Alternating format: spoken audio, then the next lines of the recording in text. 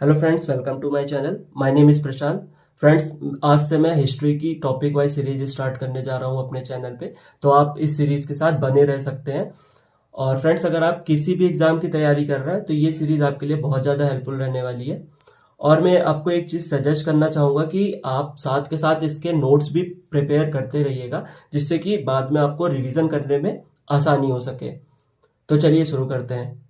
Friends, जैसा कि आपको पता होगा कि हिस्ट्री को हम लोग 3 पार्ट में डिवाइड करके पढ़ते हैं।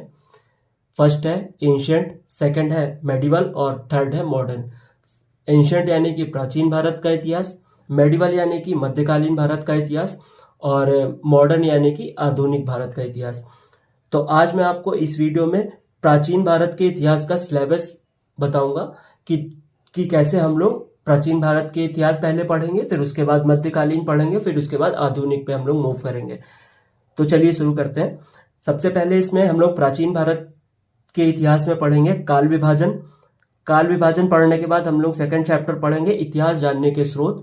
जैसे कि आपको पता होगा कि 2 स्रोत होते हैं, एक पुरातात्विक स्रोत होता है और एक साहित्यिक स्रोत होता है। पुरातात्विक स्रोत का मतलब ये होता है कि जैसे जिसके हम लोगों को लिखित साक्ष्य नहीं मिले हैं, बट हाँ, जैसे कि मोहर है, मृदभांड वगैरह मिले हैं, जैसे कि इन सिंधु घाटी सभ्यता में, तो वो हमारा पुरातात्विक स्रोत के में काउंट होता है। उसके बाद आता है साहित्यिक स्रोत। साहित्यिक स्रोत का मीन्स ये होता है कि जैसे जिसमें हम लोगों को लिखित साक्ष्य मिले हैं, जैसा कि वेद है, पुराण है, उपनिषद है, ये सबके लिखित साक्ष्य मिले हैं, जिसके कारण हम लोग पता लगा पाते हैं कि हिस्ट्री के बारे में।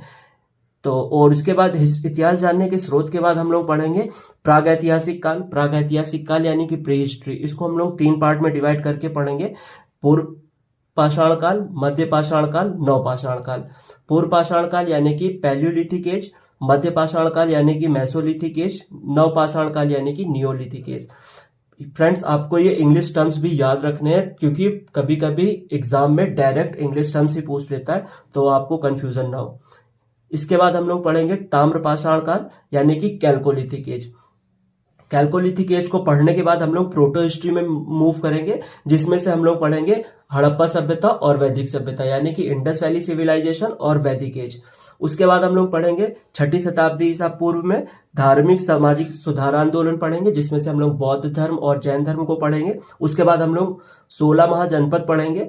16 महाजनपद बहुत ही ज्यादा इंपॉर्टेंट चैप्टर है, इससे प्रश्न बहुत ज्यादा बनते हैं एग्जाम में। इसके बाद हम लोग सूत्र साहित्य पढ़ेंगे। सूत्र साहित्य को पढ़ने के बाद हम लोग मगध का उत्कर्ष पढ़ेंगे। मगध का उत्कर्ष पढ़ने के बाद हम लोग मौर्य साम्राज्य पढ़ेंगे, जिसमें हम लोग चंद्रगुप्त मौर्य के बारे में जानेंगे। उसके बाद हम लोग मौर्योत्तर काल पढ़ेंगे। मौर्योत्तर काल पढ़ने के बाद हम लोग गुप्त काल पढ़ेंगे। गुप्त काल पढ़ने के बाद हम लोग गुप्तोत्तर काल पढ़ेंगे। इसको पढ़ने के बाद हम लोग दक्षिण भारत में मूव कर जाएंगे। जैसे दक्षिण भारत का प्राचीन इतिहास है, उसमें जैसे कि चोल वंश आते हैं, पल्लव वंश पढ़ेंगे, संगम युग के बारे में पढ़ेंगे। तो हम लोग इस वे में पूरा एंशिएंट अपना ऐसे ही कवर करेंगे।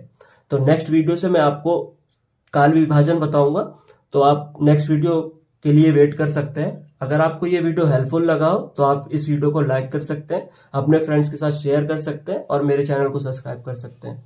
Thanks for watching. जय हिंद, जय भारत।